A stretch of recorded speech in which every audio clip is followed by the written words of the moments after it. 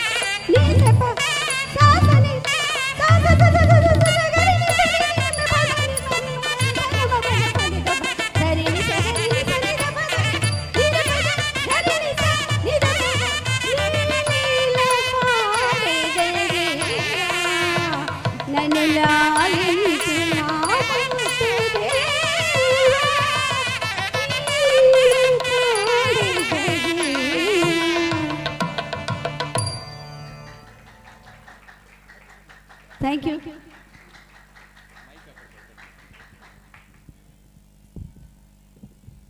వేదవతి గారు ఏవైనా పాడారండి. అసలు మీ దగ్గర సంగీతం మ్యూజిక్ ఇంకా నేర్చుకోవడానికి వచ్చేస్తామండి మేము. సూపర్ అండి, చాలా అద్భుతంగా పాడారు, సరిగమలన్నీ పలికించేశారు. బిగ్ క్లాప్స్ అండి వేదవతి గారికి.